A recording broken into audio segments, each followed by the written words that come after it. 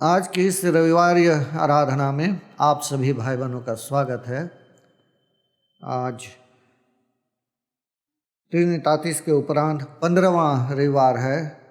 आप सबों को यीशु सहाय कहता हूँ और आज के लिए ठहराए गए आह्वान वचन को हम सब पढ़ेंगे। आह्वान वचन हमें मिलता है भजन संहिता की पुस्तक उसका 119वां अध्याय और उसके 9वें पद में। भजन संहिता की पुस्तक उसका 119वां अध्याय और उसका 9वां पद। आज युवा रविवार भी है। युवाओं के लिए यह पद विशेष रूप से चुना गया है। जवान अपनी चाल को किस उपाय से शुद्ध रखे, तेरे वचन के अनुसार सावधान रहने से। यहाँ तक। आइए हम सब आराधना शुरू करने से पहले प्रार्थना में एक साथ हो लें। अपने परमेश्वर पिता से मांगें कि वह हमारे मनों को शांत करे, हमारे सारी चिंताओं को दूर करके हमें शांत और शुद्ध मन दे, ताकि हम पूरी गंभीरता और सच्चाई के साथ हम इस आराधना में उसके नज़दीक आ सकें। आइए हम सब मिलकर प्रार्थना करें। महान सामर्थी और दयालु पिता, प्रभु हम धन्यवाद देते हैं आज के दिन के लिए। प्रभु आपने हम सबों को एक नया दिन दिया कि हम इस दिन में तेरी स्तुति और महिमा के लिए जमा हो सकें। प्रभु धन्यवाद देते हैं इस समय के लिए प्रभु, और विनती करते हैं प्रभु जबकि हम आपकी आराधना और स्तुति के लिए एक साथ जमा होते हैं प्रभु हमारे मनों को आप शांत करें। प्रभु बहुत सारी सांसारिक चिंताएं हमारे मनों में दौड़ती रहती हैं। प्रभु विनती करते हैं हमारे मनों को शांत कीजिए और हमें ऐसा शुद्ध मन दीजिए कि हम पूरी तल्लीनता और गंभीरता के साथ आपकी आराधना में शामिल हो सकें। तेरे गीतों को जब हम गाएं, हम मनों की पूरी गहराई के साथ गाने सकें। प्रभु जब हम प्रार्थना करें, आंसुओं को बहाते हुए पूरी दीनता के साथ आपके चरणों में अपनी प्रार्थनाओं को हम चढ़ा सकें। आज की इस आराधना का प्रभु आप ही संचालक हों और हम सबों के साथ हों। छोटी सी यह प्रार्थना हम अपने त्राता प्रभु यीशु मसीह के नाम से करते हैं, आमीन। आराधना की शुरुआत हम एक गीत के साथ करेंगे और ये गीत हम पाते हैं साक्षीवाणी की पुस्तक गीत संख्या 7। साक्षीवाणी की पुस्तक से गीत संख्या 7। हल्लेलुया हल्लेलुया, ईश्वर को गाहे मेरे प्राण।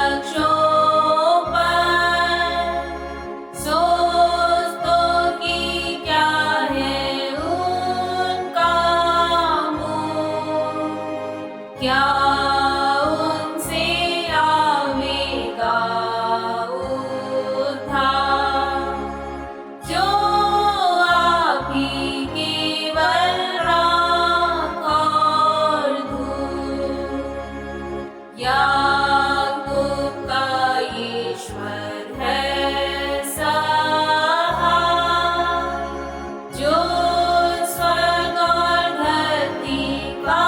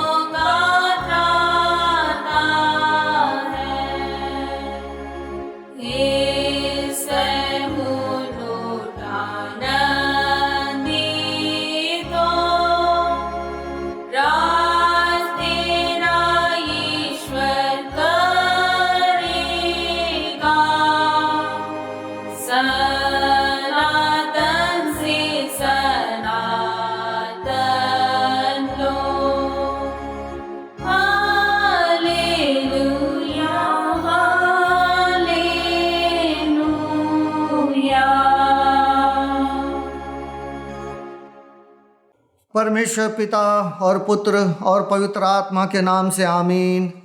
हमारी सहायता ईश्वर के नाम से है जिसने स्वर्ग और पृथ्वी को सिरजा। स्तुति होवे पिता को और पुत्र को और पवित्र आत्मा को, जैसा हुआ आरंभ में, जैसा है और जैसा रहेगा सनातन से सनातन लो। आमीन।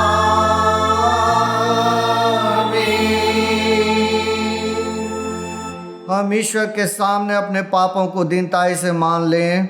मंडली बैठकर या घुटने टेक कर पाप अंगीकार की प्रार्थना को एक साथ कहे। हे सर्वशक्तिमान ईश्वर दयालु पिता, हम दीनताई से अपने सब पाप और अपराधों को तेरे सन्मुख मान लेते हैं।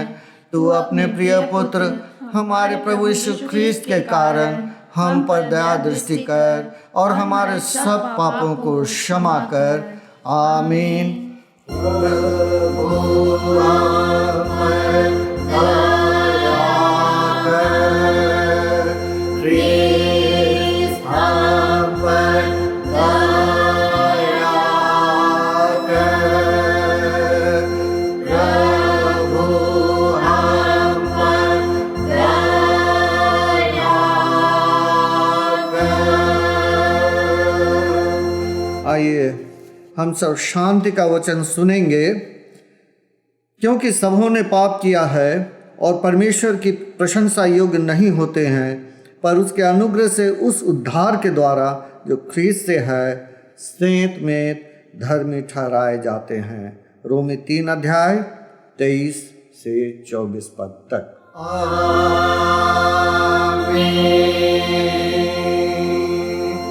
मंडली उठे। सबसे ऊंचे स्थान में ईश्वर का गुणानुवाद हो।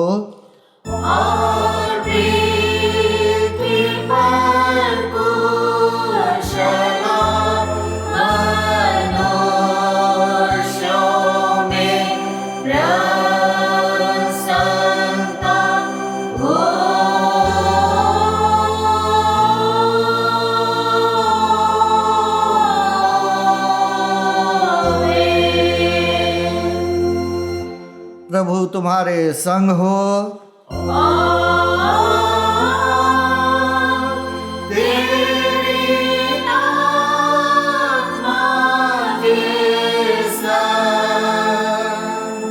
हम प्रार्थना करें। हे सर्वशक्तिमान ईश्वर दयालु पिता, हम तेरा धन्य मानते हैं कि तूने अपने पुत्र यीशु ख्रीस्त के द्वारा पाप क्षमा और अनंत जीवन की वाचा दी है। हम तेरी इसी दया के कारण विनती करते हैं कि अपने पवित्र आत्मा के द्वारा हमारे मनों में सच विश्वास और दृढ़ आशा उत्पन्न करके संभाल कि हम इस समय के दुख में धीरजवान होकर मृत्यु की घड़ी कुशल के साथ संसार से विदा हो सकें और हमारे प्रभु यीशु ख्रीस्त के पुण्य प्रताप से स्वर्ग राज में प्रवेश कर सदा के लिए परम सुख के भागी हों, जिससे हम युगानुयुग तेरी स्तुति और महिमा करते रहें। आमीन।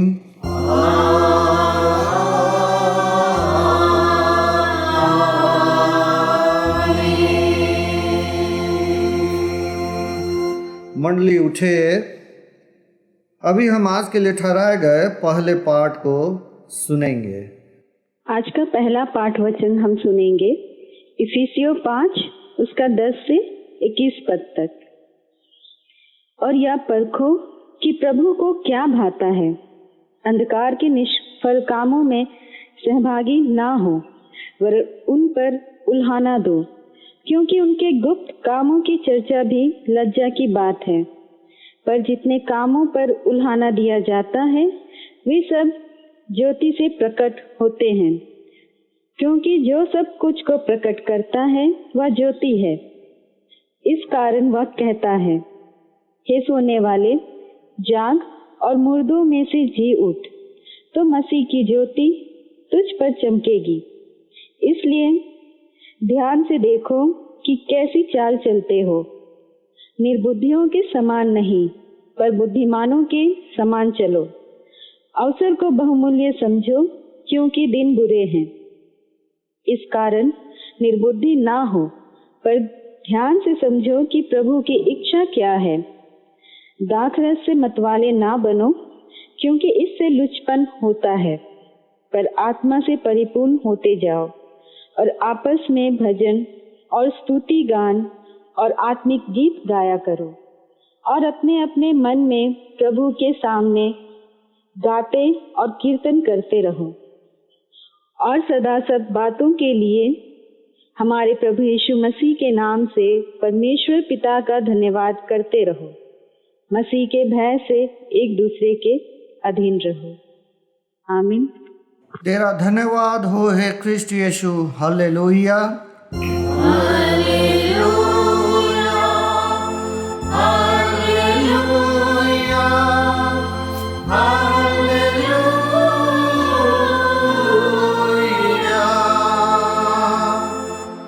अब हम समस्त क्रिश्चियानी कलीसिया के संग अपने महापवित्र विश्वास को मान लेकर एक साथ यूं कहें। मैं विश्वास करता हूँ परमेश्वर पिता पर, जो स्वर्ग और पृथ्वी का सर्वशक्तिमान सृजनहार है, और उसके इकलौते पुत्र अपने प्रभु यीशु ख्रिस्त पर, जो पवित्र आत्मा से गर्भ में आया, कुंवारी मरियम से उत्पन्न हुआ, पंतुस पिलातुस की आज्ञा से दुख उठाया, क्रूस पर चढ़ाया गया, मर गया और गाड़ा गया, पाताल में उतरा, तीसरे दिन मृतकों में से जी उठा, स्वर्ग पर चढ़ गया और परमेश्वर शक्तिमान पिता के दाहिने हाथ बैठा है, जहाँ से वह जीवितों और मृतकों का विचार करने को फिर आएगा।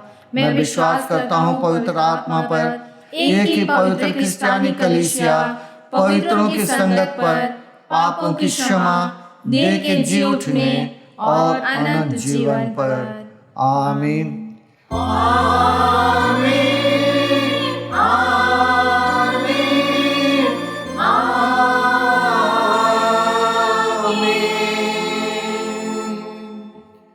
मंडली बैठ जाए। अभी हम दूसरी गीत को गाएंगे और इस गीत को हम पाएंगे साक्ष्यवाणी की पुस्तक से, गीत संख्या 133। गीत संख्या 133। कहाँ मेरा तारनहारा, मेरा यीशु है कहाँ, हे प्यारो उसकी शाला मुझे कौन बतावेगा।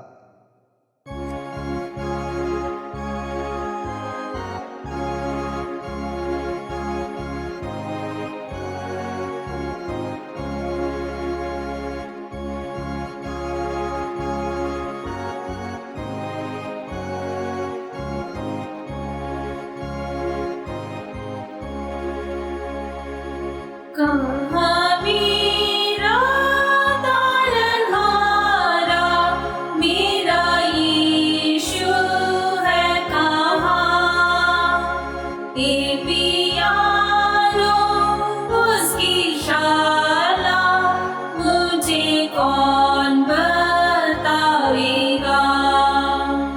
वेग से कहो, वेग से कहो, यीशु को दिखाइयो। वेग से कहो, वेग से कहो, यीशु को दिखाइयो। दबा पाके मुझसे भारी, चूचा हुआ मेरा प्राण, रोता मैं दिन रात सारी, ख्रीस्त को पाऊंगा कहाँ। निपट के दिन व्याकुल छेदित, विकल मेरा मन है नीर। निपट के दिन व्याकुल छेदित, विकल मेरा मन है नीर। यदि मुझे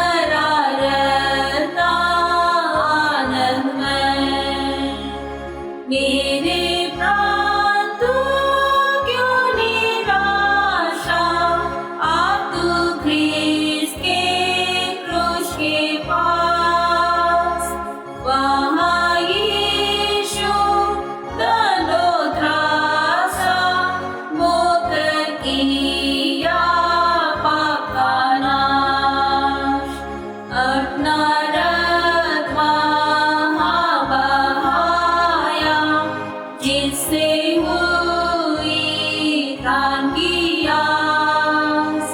अपना रथ वहाँ बहाया, जिससे हुई प्राण की आस।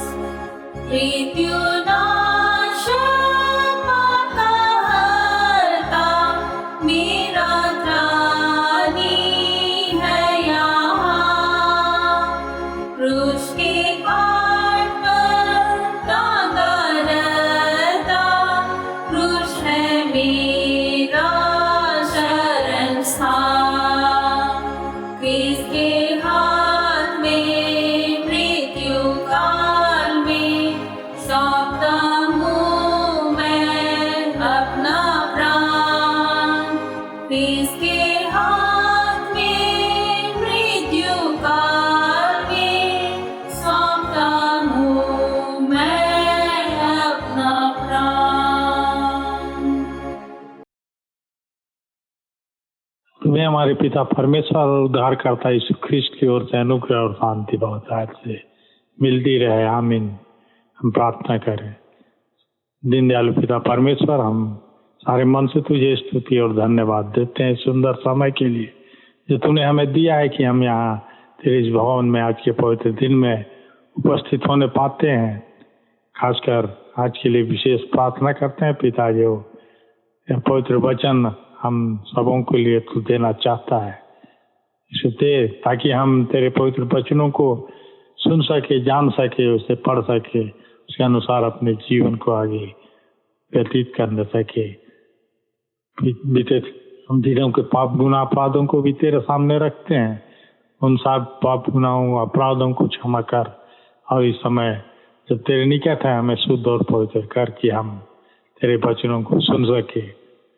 पिता परमेश्वर, जो यहाँ उपस्थित नहीं है उनके लिए भी विनती प्रार्थना है, उन सबों के भी साथ रहा, उनकी भी रक्षा रखवाली करते हुए उन्हें भी अच्छा मन दे कि वे तेरे वचनों को सुने, जाने और उसके अनुसार जीने सके। तो कहाँ तक निवेदन करे या दीनताई की और छोटी प्रार्थना तेरे ही नाम से मांगते हैं, सुन और ग्रहण कर ले। आमीन।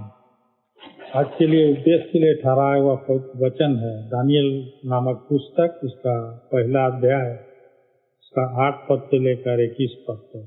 इसमें ऐसा लिखा है, परंतु दानियल ने अपने मन में ठान लिया कि वह राजा का भोजन खाकर और उसके पीने का दाख मधु पीकर अपवित्र न होगा। इसलिए उसने खोजों के प्रधान से विनती की कि उसे अपवित्र न होना पड़े। परमेश्वर ने खोजों के प्रधान के मन में दानियल के प्रति कृपा और दया भर दी।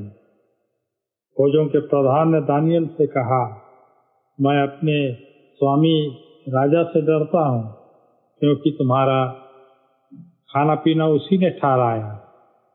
कहीं ऐसा ना हो कि तेरा मुंह तेरे संग के जवानों से उतरा हुआ और उदास देखे और तुम मेरा फिर राजा के सामने जोखिम में डालो। तब दानियल ने उस मुखिया से, जिसको खोजन के प्रधान ने दानियल, हनन्याह, मिसाइल और अजरिया के ऊपर देखभाल करने के लिए नियुक्त किया था, कहा, मैं तुझसे विनती करता हूँ कि अपने दासों को 10 दिन तक जांच, हमारे खाने के लिए साग पात और पीने के लिए पानी ही दिया कर जाए। फिर 10 दिन के बाद हमारे मुंह और जो जवान राजा का भोजन खाते हैं उसके मुख को देख और जैसा तुझे देख पड़े उसी के अनुसार अपने दासों से व्यवहार करना। उसकी यह विनती उसने मान ली और 10 दिन तक उसको जांचता रहा। 10 दिन के बाद उनके मुंह राजा के भोजन के खाने वाले सब जवानों से अधिक अच्छे और चिकने दिखाई पड़े। तब वह मुखिया उनका भोजन और उनके पीने के लिए ठहराया हुआ दाख मधु दोनों चुराकर उनको साग पात देने लगा। परमेश्वर ने उन चारों जवानों के सब शास्त्रों और सब प्रकार की विद्याओं में बुद्धिमानी और प्रवीणता दी और दानियल सब प्रकार के दर्शन और स्वप्न के अर्थ का ज्ञानी हो गया। तब जितने दिन के बाद नबूकदनेस्सर राजा ने जवानों को भीतर ले जाने की आज्ञा दी थी, उतने दिनों के बीतने के बाद खोजों का प्रधान उन्हें उसके सामने ले गया। राजा उनसे बातचीत करने लगा और दानियल, हनन्याह, मीशाएल और अजर्याह के तुल्य उन सब में से कोई ना ठहरा, इसलिए वे राजा के सम्मुख हाजिर रहने लगे। बुद्धि और हर प्रकार की समझ के विषय में जो कुछ राजा उनसे पूछता था, उसमें से वे राज भर के सब ज्योतिषियों और तांत्रिकों से 10 गुना निपुण ठहरते थे। और दानियल राजा के ख्रिस्त में मसीह भाई बहन बाल बच्चे, आज का यह रविवार 33 साल के बाद का 15वां रविवार है। हर वर्ष की भांति इस पर भी आज के इस रविवार को हम युवा रविवार के नाम से जानते हैं और यह हर वर्ष 15वां रविवार के दिन ही मनाया जाता है। यह हमारे लिए खुशी की बात है कि इस दिन कलीसिया के मंडलियों में हमारे बाल बच्चे, युवा युवतियाँ, इन लोगों को गिरजा आराधना करने के लिए या उपदेश देने के लिए और सीखने के लिए यह समय दिया जाता है। आज एकाया रविवार खासकर युवाओं को कलीसिया में स्थान देना कि वे प्रभु की सेवा के लिए कलीसिया में आए और युवाओं की कलीसिया में भागीदारी हो, इसलिए यह रविवार युवा रविवार के नाम से जाना जाता है। आज का यह वचन जिस तरह आपने सुना दानियल की पुस्तक, उसमें ऐसे समय की घटना को बताती है जब एक मूर्ति पूजक राजा यरूशलेम पर चढ़ाई करता है और वहां के लोगों को गुलाम बनाकर अपने राज में लाता है। देखा कि इस पुस्तक में कई कथाओं और दर्शनों का वर्णन करके अपने समय के लोगों को उत्साहित करता है और उससे यह आशा जागृत करता है कि परमेश्वर इस तानाशाह को नीचा करेगा और कलीसिया अपने लोगों को पुनः ऊंचा करेगा और उसके द्वारा से परमेश्वर की महिमा होगी।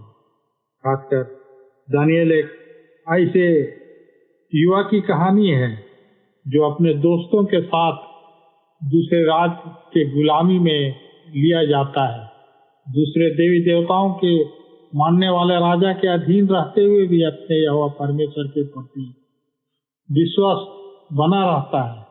वह परमेश्वर के विश्वास में खड़ा रहता है और अपने नेतृत्व में विजयी होता है। राजा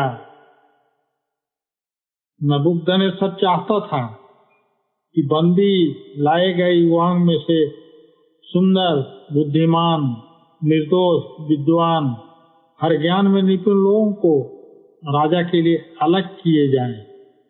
दानियल और उसके साथियों को चुन लिया जाता है, उनके नाम बदले गए हैं, उनको कसदियों की शिक्षा दी गई, फिर भी वे परमेश्वर के प्रति आज्ञाकारी बने रहे, अपने विश्वास में दृढ़ रहे।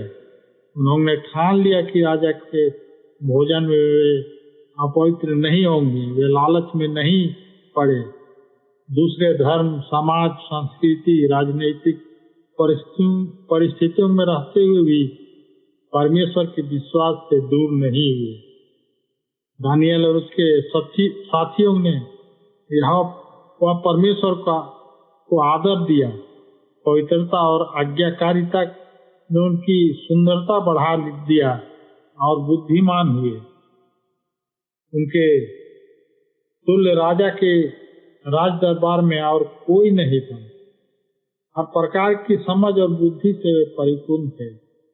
परमेश्वर ने उन चारों जवानों को सब शास्त्रों और सब प्रकार के विद्याओं में बुद्धिमानी से और प्रवीणता दी। दानियल सब प्रकार के दर्शन और स्वप्न के अर्थ का ज्ञानी हो गया। इस तरह कृष्ण में मसीह भाई बहन बाल बच्चे, आज जिस तरह दानियल की पुस्तक में आपने सुना यह वचन, खासकर हम युवतियों के लिए बहुत ही मार्गदर्शन की बात है कि जिस तरह उस पिता परमेश्वर ने उन चारों को अपने वश में रखकर दूसरी अन्य जातियों की शिक्षाओं से भी दूर रखकर पिता परमेश्वर की स्तुति और महिमा करने के लिए तैयार किया, और वे सारे कामों में राजा के आज्ञाकारी बने और उसके विश्वासी भी बनकर उसके पीछे चलने लगे, और यह निश्चय कर दिया कि सचमुच में पिता परमेश्वर जिसको चाहता है उससे वह सब कुछ करा सकता है, और वह दुनिया के सामने अपने आप को दिखा सकता है कि परमेश्वर की शक्ति महान है। जिस तरह आपने आज के पाठ वचन में भी यीशु की पत्री में सुना है, उसका 5वां अध्याय से का 10 से 21 पद में भी इन सारी बातों की पुष्टि होती है। और आज वो जवान युवतियों से कहता है, जैसा कि सुना है, कि सोने वालों जाग और मुर्दों में से जीव, तो मसीह की ज्योति तुम पर चमकेगी। इसलिए ध्यान से देखो कि तुम कैसी चाल चलते हो, निर्बुद्धियों के समान नहीं पर बुद्धिमानियों के समान चलो। पिता परमेश्वर का यह वचन हम सबों के लिए, इस मंडली के लिए, इस कलीसिया के लिए, सारे उसके मानने वाले सारे लोगों के लिए बहुत ही एक उत्तरदायी बनाता है कि हम यदि सोए हुए हैं तो हमें पिता परमेश्वर पुकारता है, उठो और देखो कि तुम की कैसी चाल चलते हो। सचमुच में आज हमें पिता परमेश्वर को ग्रहण करते हुए उसकी शिक्षाओं को, आज्ञाओं को मानते हुए उसके पथ पर चलना है, और दूसरों को भी अपने वचन के जरिए, अपने इस पवित्र शास्त्र के जरिए उनको भी यह शिक्षा देनी है कि वे अपने जीवन को फिर से पिता परमेश्वर के सम्मुख ला सके और अपने आप को सिद्ध और तैयार कर सके। पिता परमेश्वर हम सबों को इस छोटे से वचन के जरिए और इस रविवार के जरिए खासकर युवतियों को बहुत आशीष दे कि वे पिता परमेश्वर को ग्रहण करे और वे मंडली कलीसिया को चलाने के लिए अपने आप को सिद्ध और तैयार कर सके। पिता परमेश्वर इस छोटे वचन से हम सबों को बहुत आशीष दे। आमीन। हम प्रार्थना करें। धन्यवाद पिता परमेश्वर, तुझे लाख लाख स्तुति और धन्यवाद देते हैं कि तूने हम सबों को सुंदर वचनों से अवगत कराया है। खासकर आपकी युवा रविवार में पिता तूने हम सबों को संभाले रखा, हमें मौका दिया है कि हम तेरे इस दिन को देख पाए हैं और तेरे वचनों को सुनने सके। इसे विनती प्रार्थना करते हैं पर पिता जो कुछ तूने इस समय हमें दिया है बहुत आयत से, इसके पीछे हम चल सके और अपने जीवन को लाभकारी बनाने सके। खासकर विशेष प्रार्थना करते हैं इस कलीसिया में, मंडली में जो कोई बीमार, लाचार, दुख, मुसीबत में है पिता, उन सबों के साथ रह, उन सबों की भी रक्षा रखवाली कर, उनको भी वचन के माध्यम से आगे बढ़ा कि वे तेरे वचनों को सुने, जाने, तेरे पवित्र संगति में अपने आप को उपस्थित कर सके और तेरे रास्ते पर चलने के लिए अपने आप को तैयार करने लगे। पिता परमेश्वर उससे कहाँ तक निवेदन करे, दीनताई की छोटी प्रार्थना जो सुनने योग्य नहीं है, तेरे ही नाम से मांगते हैं, सुनो और दया से आमीन। और ईश्वर की शांति जो समस्त ज्ञान से परे है, क्रिस्टी से में तुम्हारे मन हृदय की रक्षा और रखवाली करेगी। अब से सदा आमीन। अभी हम सब मिलकर तीसरे गीत को गाएंगे और इस गीत को हम पाएंगे साक्ष्यवाणी की पुस्तक गीत संख्या 417। गीत संख्या 417। प्रभु का आनंद है मेरी ताकत, संसार में यीशु है मेरी ताकत।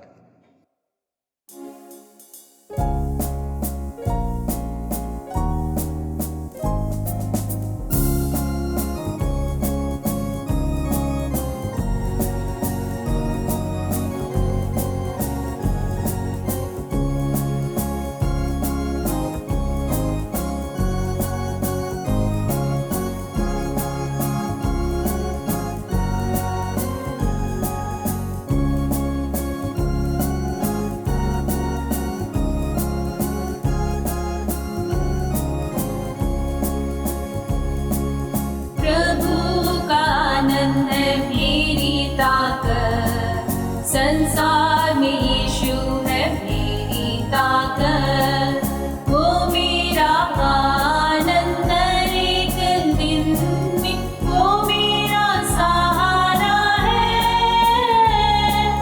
वो मेरा आनंद हर एक दिन में, वो मेरा सहारा है। जब मैंने सोचा कि अकेला हूँ, तब प्रभु यीशु ने मुझसे कहा। जब मैंने सोचा कि अकेला हूँ, तब प्रभु यीशु ने मुझसे कहा।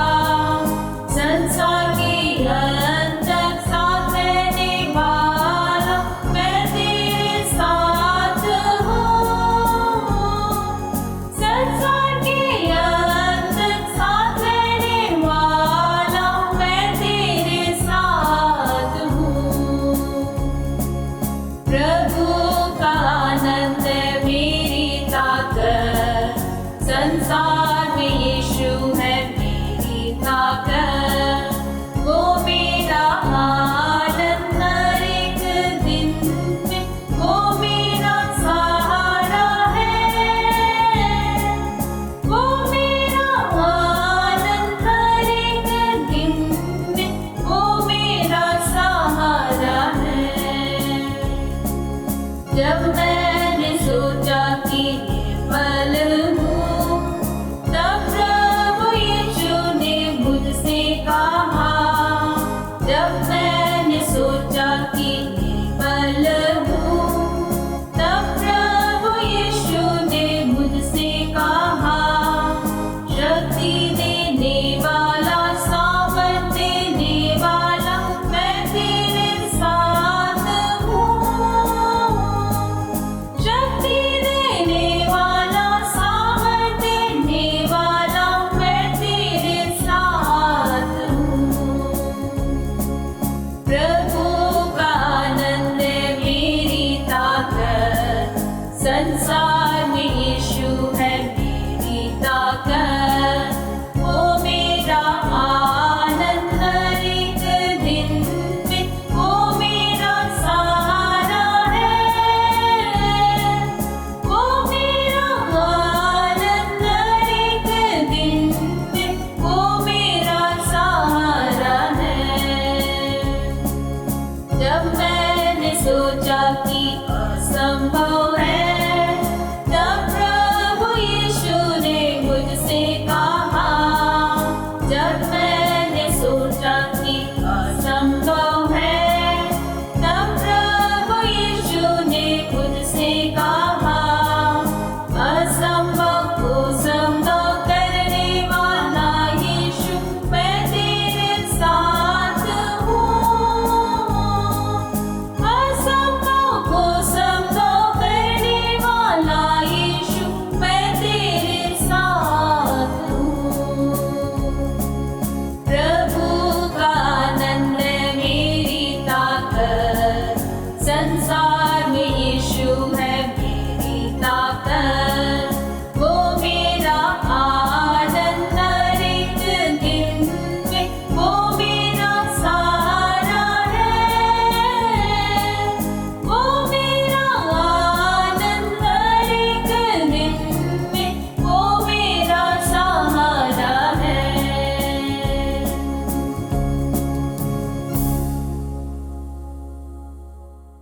आइए आज के इस दान को हम परमेश्वर पिता के हाथों में सौंपें। आइए हम सब प्रार्थना करें। दयालु प्रेमी पिता, धन्यवाद करते हैं प्रभु आज के इस पूरी आराधना के लिए। प्रभु अब तक तू हमारे साथ रहा, हमारी अगुवाई की है प्रभु। और प्रभु हमने तेरे नाम के निमित्त अपनी मुट्ठी खोलकर कुछ दान हमने तेरे नाम पर अर्पण किया है प्रभु। सब कुछ तेरा दिया हुआ है, तेरे दिए हुए दान में से ही प्रभु हमने यहाँ भेंट चढ़ाई है प्रभु।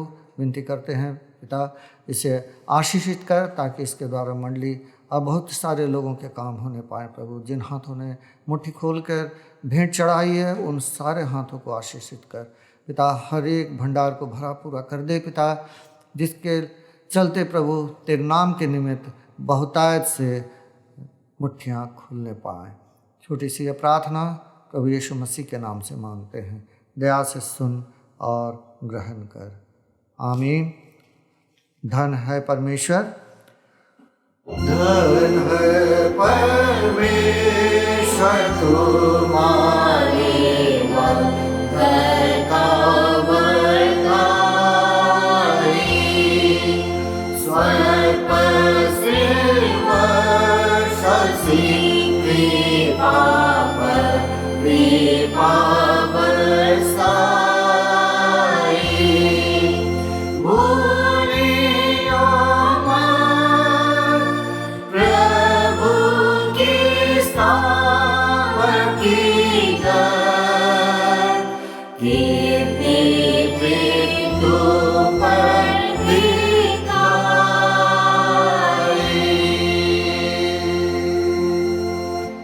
हम प्रार्थना करें।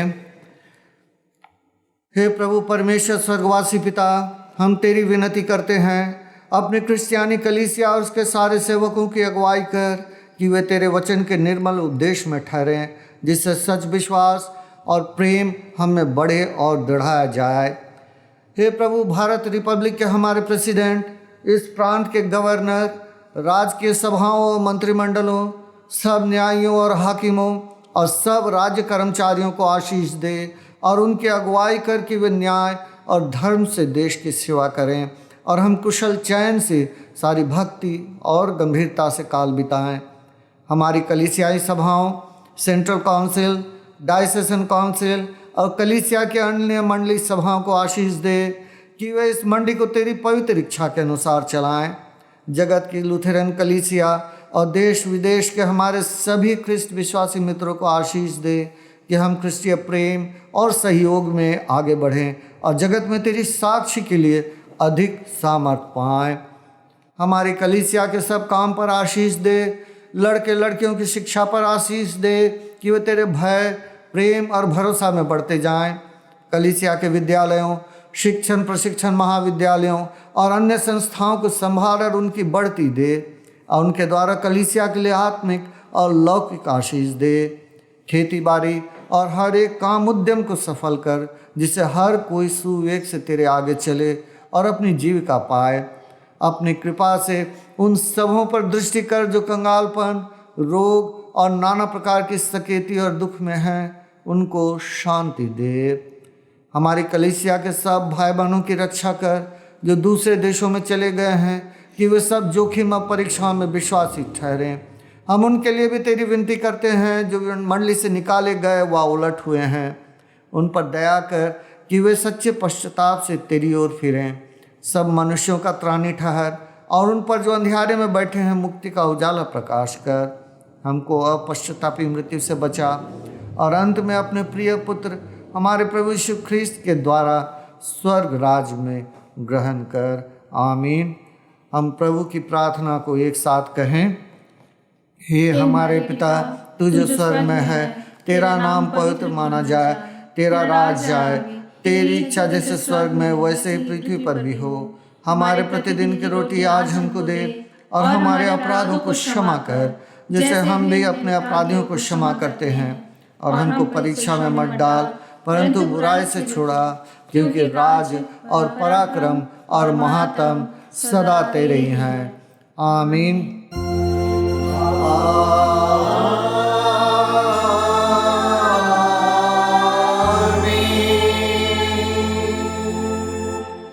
अब त्रिएक ईश्वर का आशीर्वाद विश्वासी और दीन मन से ग्रहण करें।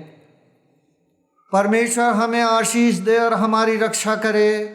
परमेश्वर अपना मुख हम पर प्रकाश करे और हम पर अनुग्रह करे। परमेश्वर अपना मुख हम पर प्रकाश करे और हमें कुशल दे।